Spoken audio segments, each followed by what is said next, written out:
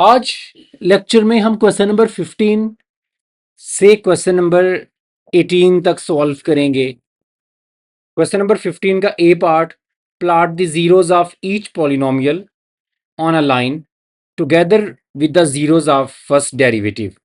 आपने इसके जीरोस को फाइंड करना है और इसके फर्स्ट डेरिवेटिव के जीरोस को भी फाइंड करना है। सो पहले पार्ट को हम सबसे पहले सॉल्व करते हैं, y equal to x square minus 4। अच्छा, इसका सोल्यूशन, जब आप लोगों ने इसके जीरोस निकालने हैं तो जीरोस का मतलब होता है कि y को जीरो के बराबर करो और x की वैल्यूज निकालो। तो y की जगह पे मैं जीरो लगा दूंगा, zero equal to x square minus 4, तो ये आ जाएगा x square minus 4 equal to zero. 4 इधर आगे पॉजिटिव होगा तो एक्स स्क्वायर इक्वल टू 4, दोनों तरफ स्क्वायर रूट अप्लाई करेंगे तो 4 का स्क्वायर रूट आएगा प्लस माइनस 2। सो 2 और माइनस 2 जो है वो आपके इस इक्वेशन के जीरोस कहलाते हैं। ठीक है, y को जीरो करके x निकालना होता है। जीरोस भी कह सकते हैं, रूट्स भी कह सकते हैं। अगर मैं कभी रूट्स भी कह दूं तो आप समझें कि ये सेम बात है। अब कहता है इसके डेरिवेटिव के जीरोस भी निकालो, तो आपने क्या करना है, इसका डेरिवेटिव ले लेना है।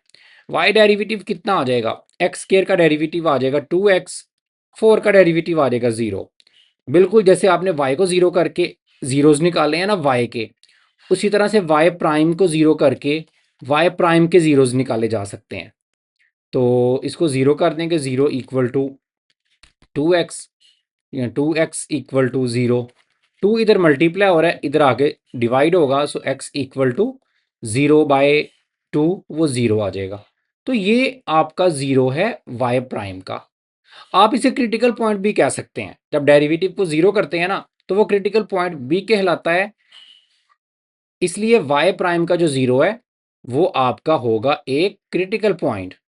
अच्छा, आप इसे प्लॉट करके देखते हैं। एक जीरो आपका जो है ना वो -2 है, एक जीरो आपका +2 है, और जो आपका y प्राइम का जीरो है वो जीरो है, वो सेंटर में आ रहा है। एक बात हमने नोट की कि y के जो जीरोस होते हैं वो दोनों एक एक तरफ आते हैं और y प्राइम का जो जीरो होता है वो उनके सेंटर में आता है। अगले क्वेश्चंस में हम देखते हैं कि हमारा ये रिजल्ट वाकई बाकी क्वेश्चन में भी ऐसे ही रहता है।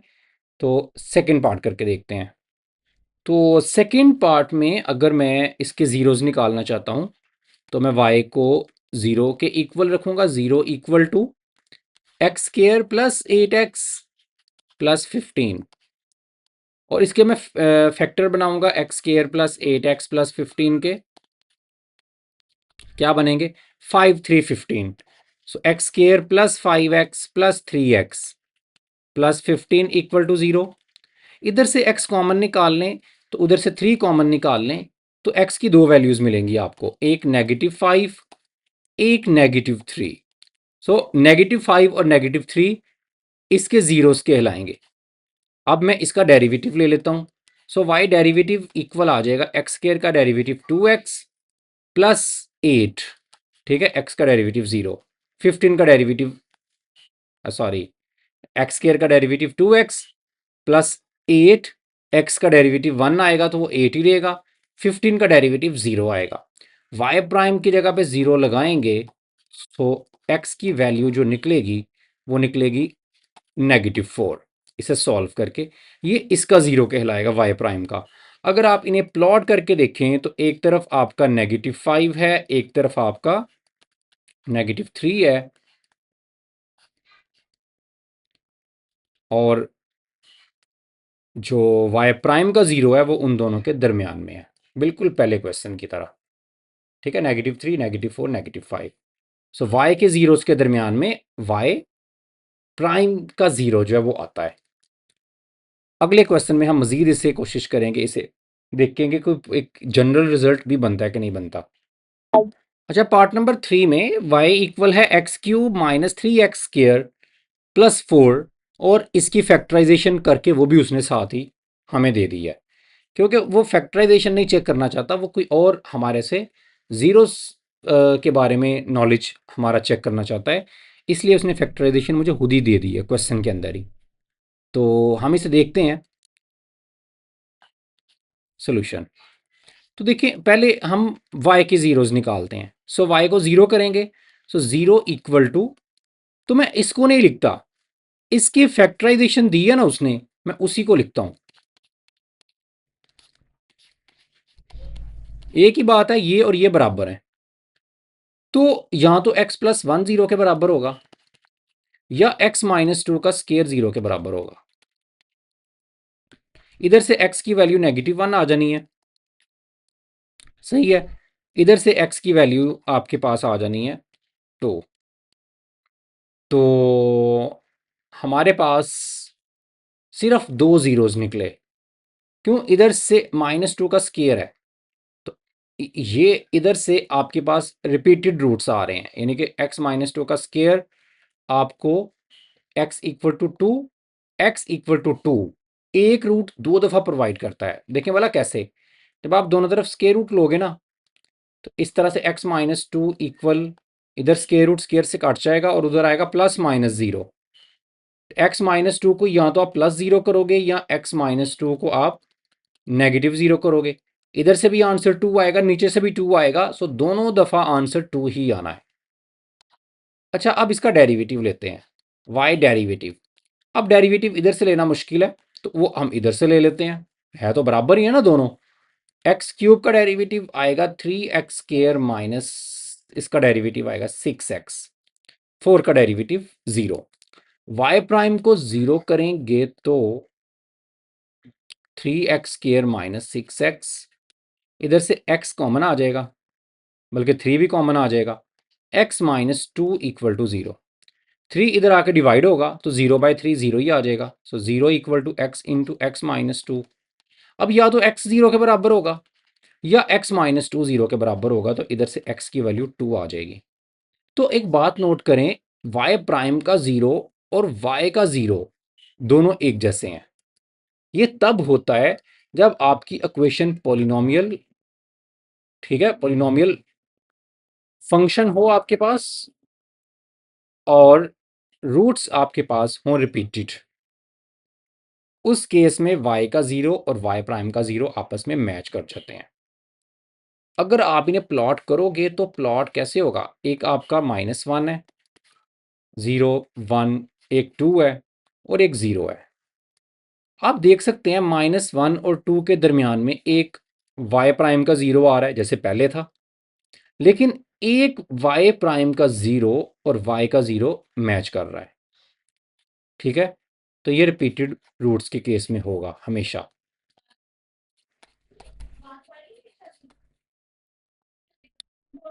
तो अगला क्वेश्चन हम लोग देखते हैं। क्वेश्चन को आप लोगों ने खुद सॉल्व करना है। इसमें y प्राइम को जीरो करोगे तो आपके पास एक x इक्वल टू जीरो, एक x इक्वल टू नाइन, एक x इक्वल टू 24, तीन जीरोस हमारे पास निकलेंगे। और अगर आप इसका तीनों देखें जीरो डिफरेंट है, कोई रिपीटेड इसमें नहीं है ऊपर वाले क्वेश्चन की तरह। और इधर से जो जीरोस निकलेंगे ना आपके पास, three x square minus 66x plus 216, वो क्वाड्रेटिक, उसे आपने सॉल्व कर लेना है। दो रूट्स उधर से निकलेंगे, तो वो जो दो रूट्स निकलेंगे वो आपके जीरो वालों के दरमियान में आएंगे, ठीक है। मैं इसको सॉल्व करके आपको दिखाता हूं। तो देखिए मैंने इसके जीरोस मैंने प्लॉट किए हैं, 0, 9 और 24, जो y के जीरोस निकलने हैं, 0, 9 और 24। और जब आप इसका डेरिवेटिव लोगे, डेरिवेटिव क्या आएगा, three x square minus 66x plus 33 multiply by 266 हो जाएगा ना, प्लस 216, एक्स का डेरिवेटिव वन आ जाएगा। y प्राइम को जीरो करेंगे, three x square minus 66x plus 216, तो इसको सॉल्व करके हम y प्राइम के जीरोस निकाल सकते हैं। इसका सोल्यूशन मैं आपको दिखाता हूँ क्या आता है। ये इसके फैक्टर बना के या क्वाड्रेटिक फार्मूला टाइप लगा के आप इसको निकाल सकते हैं। तो इसको सॉल्व करके मेरे पास आ रहा है एक x, ये मैंने इसका सोल्यूशन देखा है, एक x इक्वल टू 4, एक x इक्वल टू 18, ठीक है। आपने सिंपल फैक्टराइजेशन करना है या आपने क्वाड्रेटिक फार्मूला लगाना है। x इक्वल टू क्या था, 4, और दूसरा क्या था x इक्वल टू 18, ठीक है। दो आंसर इसके आ रहे हैं। तो आप देखें एक रूट 1 2 3 4, एक रूट 0 और 9 के दरमियान में है और दूसरा रूट जो है वो आपका 9 और 24 के दरमियान में है। सो दोनों वाई प्राइम के जो दोनों जीरोज हैं वो आपके वाई के जीरोस के दरमियान में आएंगे, एक पहले दो के दरमियान में, एक अगले दो के दरमियान में। और ये हमेशा ऐसा ही होता है क्यूबिक पॉलिनोमियल में अगर आपको रिपीटेड रूट्स नहीं मिलते तो। बहरहाल चलें, ये चारों पार्ट्स हम लोगों ने सॉल्व कर लिए, हमने कुछ रिजल्ट्स भी देखे इसमें थोड़ी उसको। अब हम बी पार्ट की तरफ आते हैं। B part is very important. कहता है use Rolle's theorem.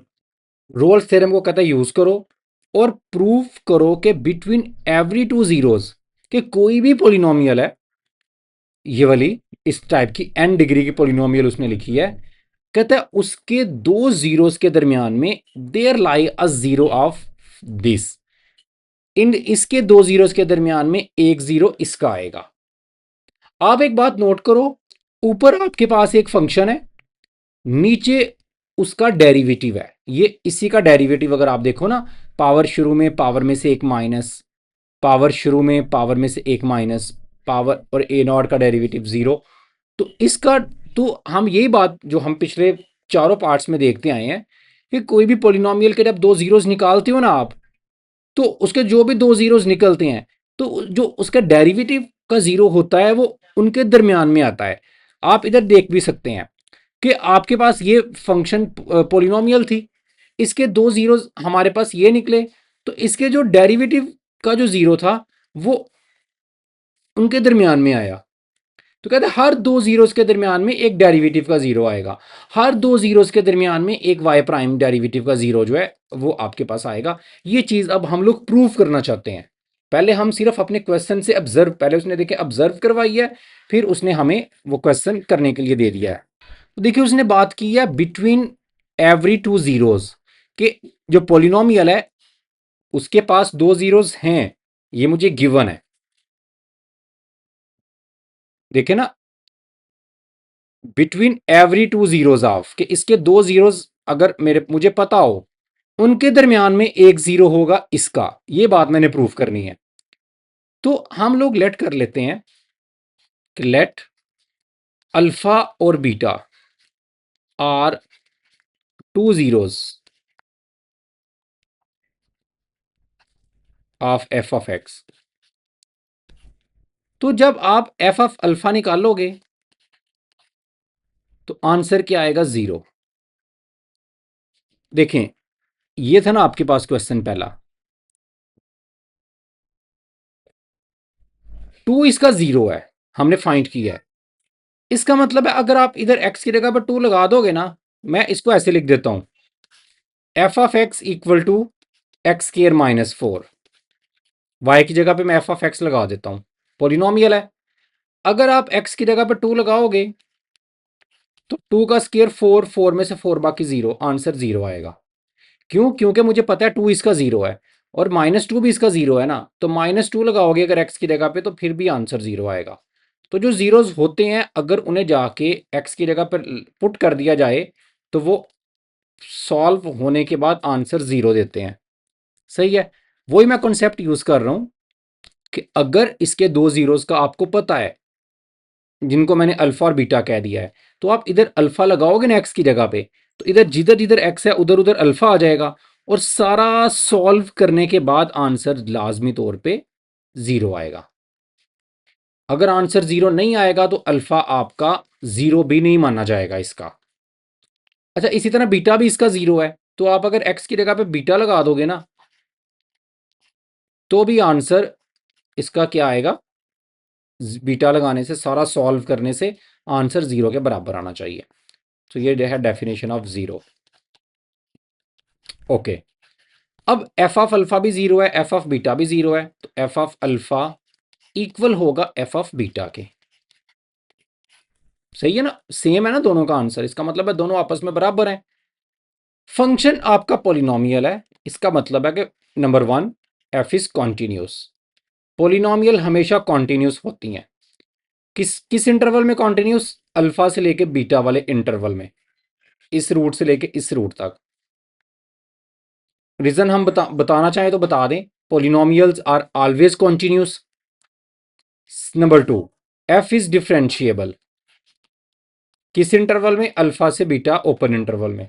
Reason, polynomial हमेशा डिफरेंशिएबल भी होती हैं. सो कॉन्टिन्यूस भी है, आप ये आपका जो फंक्शन है डिफरेंशिएबल भी है और एंड पॉइंट्स पे सेम भी है. जो उसने हमें ये थोड़ी सी इंफॉर्मेशन दी है उसको हमने यूज करके. तो रोल्स थ्योरम की तीनों कंडीशंस पूरी हो रही हैं. तो रोल थ्योरम कहता है अगर ये तीन कंडीशंस हों तो एक पॉइंट ऐसा जरूर होता है जिस पे फंक्शन का डेरिवेटिव 0 के बराबर होता है. वो पॉइंट मैं गैमा मान लेता हूं, कोई भी आप मान सकते हैं, वो इसके दरमियान में होता है.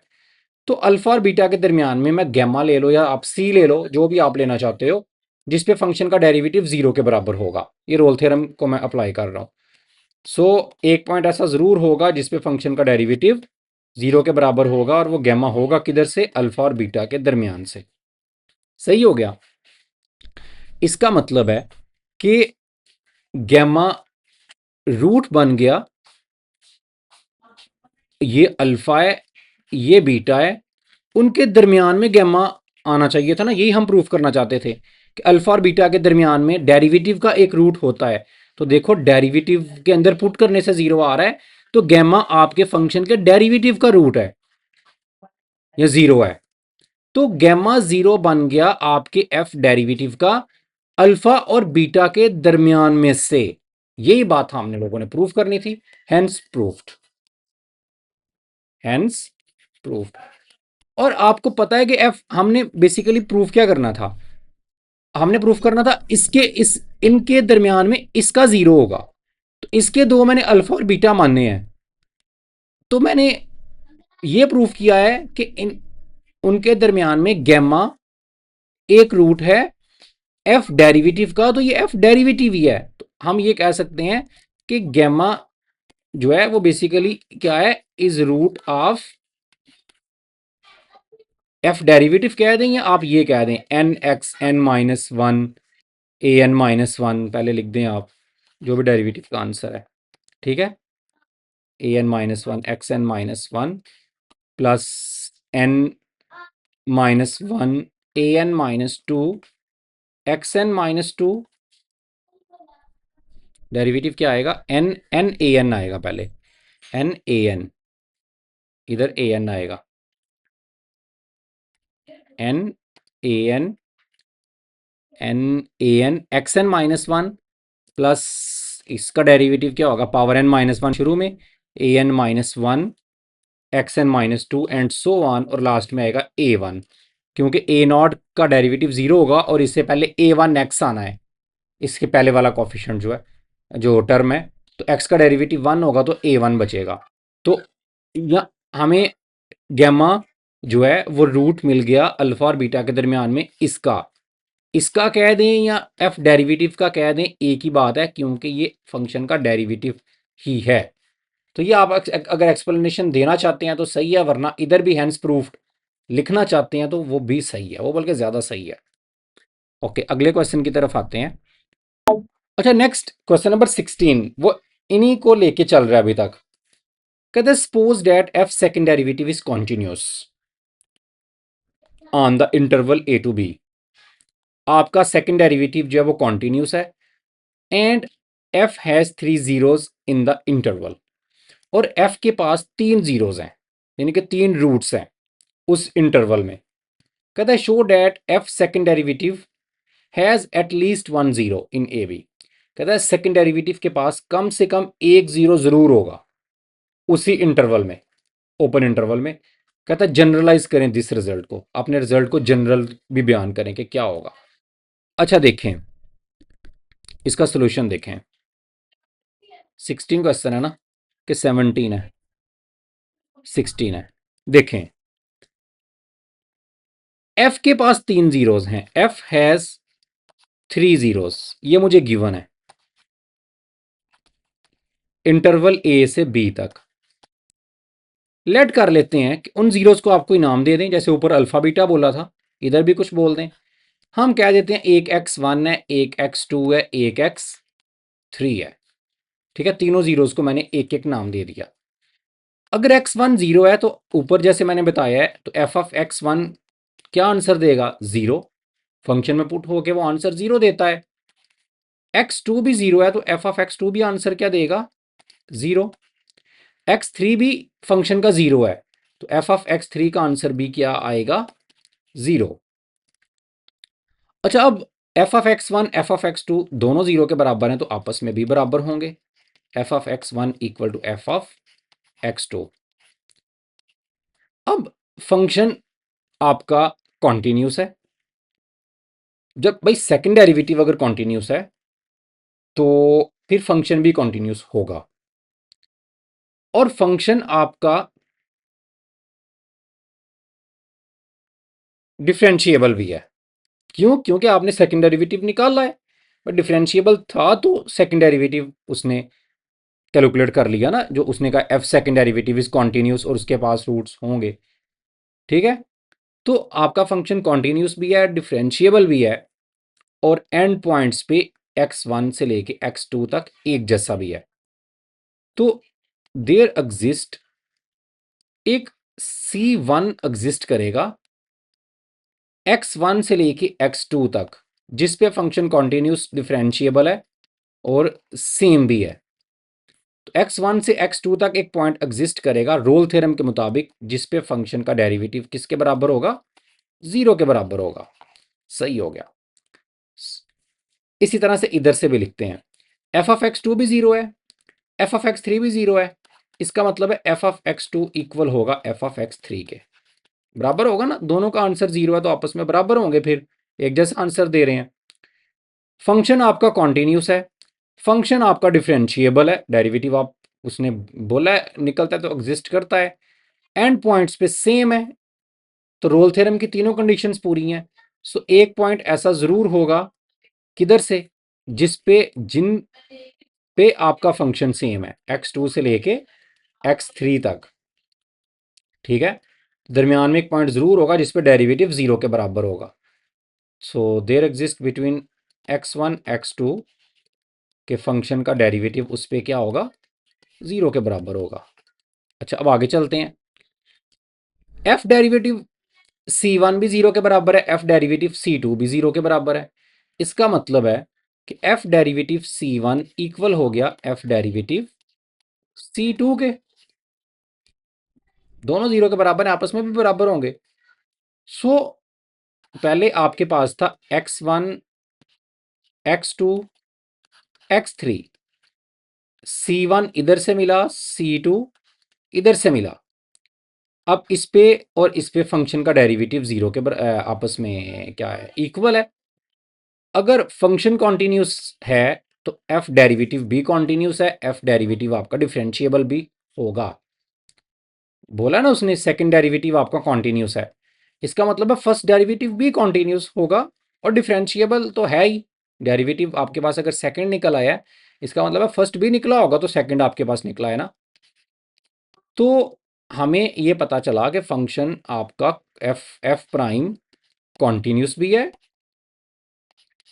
सेकंड एफ प्राइम डिफरेंशिएबल भी है। किस इंटरवल के ऊपर? C1 से C2 के ऊपर अब हम बात कर रहे हैं।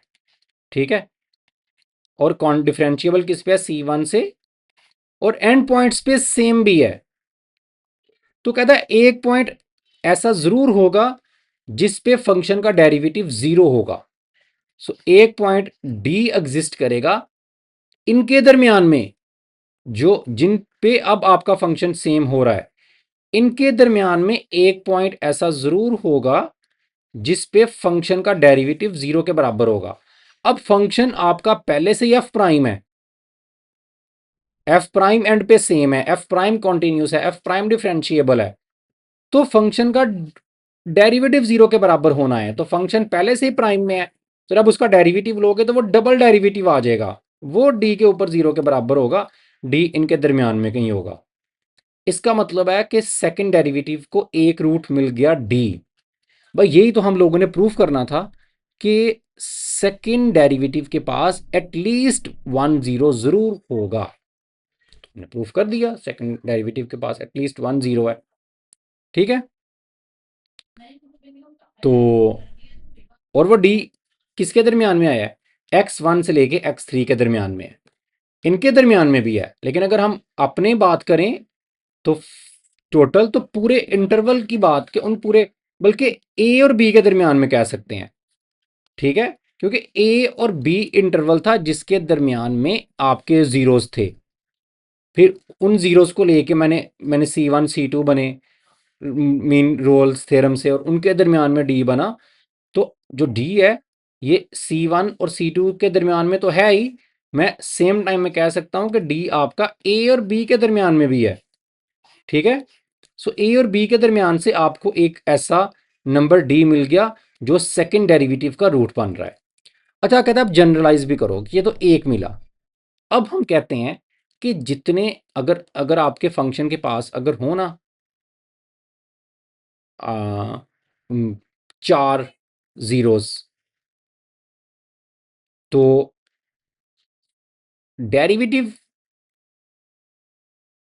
जो उसका होगा, देखें इधर फंक्शन के पास कितने जीरोस थे, 3, तो डेरिवेटिव के पास कितने निकले, 2, C1 और C2, और सेकंड डेरिवेटिव के पास कितने निकले, 1।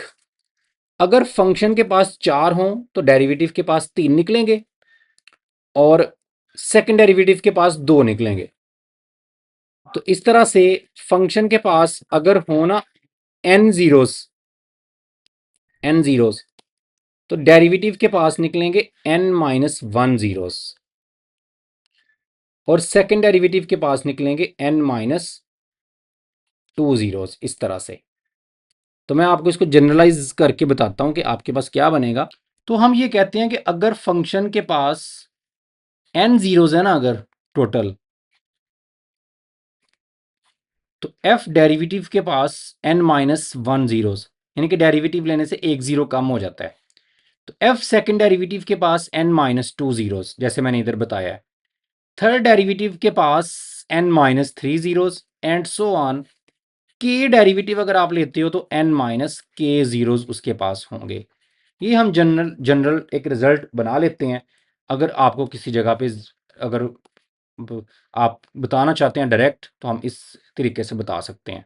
इस क्वेश्चन में मेरे पास फंक्शन के पास 3 थे, सो फर्स्ट डेरिवेटिव के पास 3-1 2 निकले और सेकंड डेरिवेटिव के पास 3-2 यानी कि 1 रूट जो वो निकला।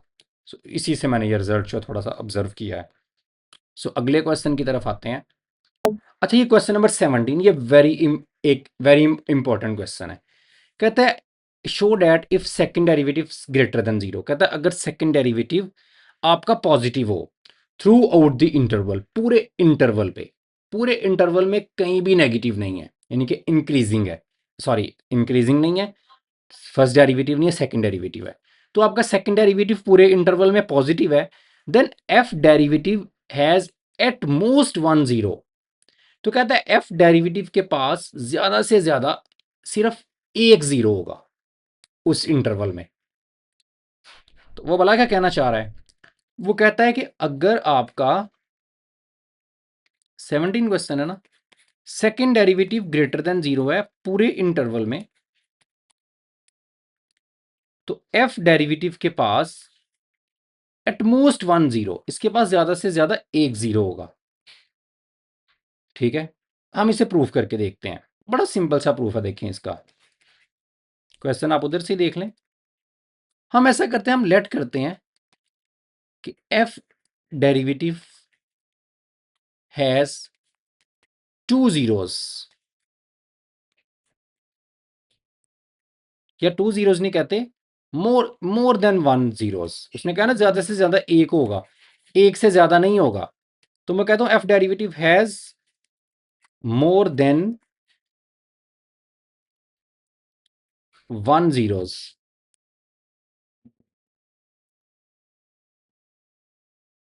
लेट कर लेते हैं कि फिलहाल x1 x2 are 2 zeros of f derivative. एक से ज्यादा है, तो एक से ज्यादा का मतलब है दो तो होंगे ही, तो मैंने फिलहाल 2 जीरोस मान लिए इसके। अब देखते हैं ये बात उसने कहा है नहीं होंगे, एक से ज़्यादा नहीं होगा। मैं कह रहा हूं भाई होंगे दो, तो मैं देखता हूं मेरी बात सही निकलती है कि नहीं निकलती। अब इसे चेक करते हैं। अगर x1 इसका जीरो है तो f derivative of x1 zero के बराबर होगा। अगर x2 भी इसका जीरो है तो f डेरिवेटिव ऑफ x2 भी जीरो के बराबर होगा। जीरो की डेफिनेशन, दोनों जीरो के बराबर हैं तो आपस में भी बराबर होंगे। So first derivative of x1 ये बराबर होगा फर्स्ट डेरिवेटिव ऑफ x2 के। ठीक है, ये आपका a है, ये b है, इसके दरमियान में आपको दो जीरोस मिल गए, x1 और x2 f डेरिवेटिव के। तो आपका फंक्शन f डेरिवेटिव कॉन्टिन्यूस होगा। क्यों? क्योंकि उसने बोला है कि सेकेंड डेरिवेटिव एग्जिस्ट करता है। तो जो फंक्शन डिफरेंशिएबल होता है ना वो कॉन्टिन्यूस भी होता है। Every differentiable function is continuous. ये हम एक थर्ड चैप्टर में हम थ्योरम पढ़ते हैं। सो दो डेरिवेटिव निकल रहे हैं, एक डेरिवेटिव निकल रहा है, इसका मतलब है फंक्शन डिफरेंशिएबल है। डिफरेंशिएबल है तो इसका मतलब है कॉन्टिन्यूस भी है। तो फंक्शन आपका कॉन्टिन्यूस है, एफ डेरिवेटिव भी कॉन्टिन्यूस है। ठीक है, इसी तरह फंक्शन आपका डिफरेंशिएबल भी है। सो एफ डेरिवेटिव आपका कॉन्टिन्यूस भी हो गया, एफ सेकेंड डेरिवेटिव आप सॉरी एफ डेरिवेटिव आपका डिफरेंशिएबल भी हो गया, और एंड पॉइंट्स पे क्या है, बराबर भी है। ठीक है, तो हम कहते हैं एक पॉइंट ऐसा जरूर होगा x1 और x2 के दरमियान में जिस पे फंक्शन का डेरिवेटिव जीरो के बराबर होगा बाय रोल्स थ्योरम। तीनों रोल्स थ्योरम की कंडीशन पूरी है ना, कॉन्टिन्यूटी भी है, एफ प्राइम आपका डिफरेंशिएबल भी है, एंड पॉइंट पे एक जैसा भी है। तो एक पॉइंट ऐसा जरूर होगा x1 और x2 के दरमियान में जिस पे फंक्शन का डेरिवेटिव जीरो के बराबर होगा। और फंक्शन का डेरिवेटिव होगा क्या भाई, पहले ही आप कंडीशन किस पे पूरी हो रही है, एफ प्राइम पे, तो आप उसका डेरिवेटिव लोगे तो वो एफ डबल प्राइम आएगा। उस पे एक पॉइंट आपको जरूर मिलेगा डी जिसपे डेरिवेटिव जो है इसका जीरो के बराबर होगा। This is a contradiction. भैया ऐसा उसने तो बोला था कि ए और बी के दरमियान में सेकंड डेरिवेटिव हमेशा जीरो से बड़ा है, तो मेरा जीरो के बराबर कैसे आ गया सेकंड डेरिवेटिव दरमियान में एक पॉइंट पे। मैं कहूंगा दिस इज अ कंट्रोडिक्शन, ये पॉसिबल नहीं है, ये तो गिवन के ही अगेंस्ट हम जा रहे हैं। हम कहेंगे इसका मतलब है जो मैंने कहा था ना दो जीरोस हैं, ये बात गलत थी, ये मेरी सारी बात गलत है। इसका मतलब है कोई दो जीरोस नहीं है, एक ही जीरो है। So f derivative has at most one zero, उसकी बात ही सही है। ठीक है, f derivative has at most one zero. Second condition भी ऐसा ही है, वो भी बिल्कुल सेम होगी। ठीक है, सेम ही कंडीशन होगी, इसी तरह से आप दो रूट्स मानोगे और सारा कुछ सेम बोलोगे, ये सारा सेम होगा। तो भाई डेरिवेटिव अगर हम लेस देन जीरो मान रहे हैं तो मेरा जीरो के बराबर कैसे आ गया, लेस देन जीरो तो नहीं जीरो के बराबर होता। तो वो वाला पार्ट आप खुद कर लो, बल्कि सेम है। Second is also 100% same. अच्छा, अगले क्वेश्चन की तरफ आते हैं। क्वेश्चन नंबर 18 कहता है show that a cubic polynomial can have at most three real zeros. कहता है एक क्यूबिक पोलिनोमियल के पास ज्यादा से ज्यादा तीन जीरोस हो सकते हैं। बड़ा सिंपल सा रिजल्ट है ये भी, कि आपके पास एक क्यूबिक पोलिनोमियल है, f of x is equal to a x cube plus b x square plus c x plus T.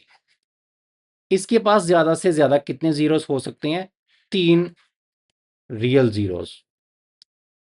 हम कहते हैं नहीं भाई, हम इसका सोल्यूशन देते हैं। हम लेट करते हैं F of x has more then three zeros, more than three zeros. अच्छा, प्रूफ क्या करना है कि तीन से ज्यादा नहीं हो सकते। मैं कहता हूं भाई हो सकते हैं, अगेन चेक करते हुए कंट्रोडिक्शन आती है। अच्छा, अब इसका डेरिवेटिव लेते हैं। डेरिवेटिव क्या आएगा, three a x square plus two b x plus c. अब डेरिवेटिव के पास एक जीरो कम हो जाता है, तो इसके पास मोर देन 3 थे ना, हमने लेट किया है, लेट कर लेते हैं कि कितने हैं। Let f of x has 4 zeros, के 3 से ज्यादा 4 हो सकते हैं, 5, तो मैं 4 ही लेता हूं चलें फिलहाल। अगर फंक्शन के पास 4 जीरोस हैं तो एफ डेरिवेटिव जो इसके पास n-1 एक कम हो जाता है, इसके पास कितने होंगे, हैज 3 जीरोस, 4 में से एक बाकी 3 बचता है। अगर मैं सेकंड डेरिवेटिव लेता हूं तो सेकंड डेरिवेटिव क्या आएगा, 6ax प्लस 2b, इसके पास कितने होंगे, 3 में से एक और कम कर देना, इसके पास 2 होंगे, हैज 2 जीरोस। मैं थर्ड डेरिवेटिव भी ले लेता हूं, क्या आएगा 6a, तो इसके पास कितने होंगे, हैज, एक और कम कर देना है, 1 जीरोस। लेकिन इसके पास तो जीरो हो गई, कैसे 1 जीरो होगा इसके पास, ये कंट्रोडिक्शन है, क्योंकि इसका आंसर कभी जीरो आ ही नहीं सकता। 6a कांस्टेंट है, तो कांस्टेंट वैल्यू तो नहीं, 6a तो जीरो के बराबर नहीं हो सकता। एक ही पॉसिबिलिटी है जीरो होने की, कि अगर a जीरो के बराबर हो। अगर a की वैल्यू जीरो नहीं होगी तो 6 को किसी भी नंबर से मल्टीप्लाई करें कांस्टेंट से तो आंसर जीरो नहीं आता। तो a जीरो हो सकता है कि नहीं हो सकता, ये बात हम चेक करते हैं भाई। अगर a जीरो हुआ ना, ये इधर a जीरो, इधर भी a जीरो हो जाएगा। तो अगर a जीरो आपने कर दिया इधर, तो जीरो मल्टीप्लाई एक्स क्यूब आपकी पोलिनोमियल क्यूबिक रहेगी नहीं। इसका मतलब है मैंने a को जीरो नहीं करना, ताकि मेरी पोलिनोमियल तो क्यूबिक रहे ना, जो मुझे गिवन है। तो जब a जीरो नहीं आप कर सकते, तो थर्ड डेरिवेटिव का आंसर नेवर जीरो, इसका आंसर कभी जीरो हो ही नहीं सकता। इसका मतलब है थर्ड डेरिवेटिव के पास कोई जीरो नहीं हो सकता। तो मैं कह रहा हूं हैज 1 जीरो, तो ये आपकी बात क्या है, कंट्राडिक्शन। कंट्राडिक्शन क्यों आई है, क्योंकि आपने जो कहा था ना मोर देन 3 जीरोज और लेट कर लिया था 4 जीरोज हैं, वो बात आपकी गलत थी। मोर देन 3 नहीं हो सकते, इसके पास ज्यादा से ज्यादा 3 जीरोज ही हो सकते हैं, या 3 या 3 से कम। ओके है, तो ये मेरे क्वेश्चन नंबर 18 तक सॉल्यूशंस थे, हम लोगों ने कर लिए। अब हम अगले लेक्चर में क्वेश्चन नंबर 19 से 26 तक देखते हैं। सो तब तक के लिए अल्लाह हाफिज़।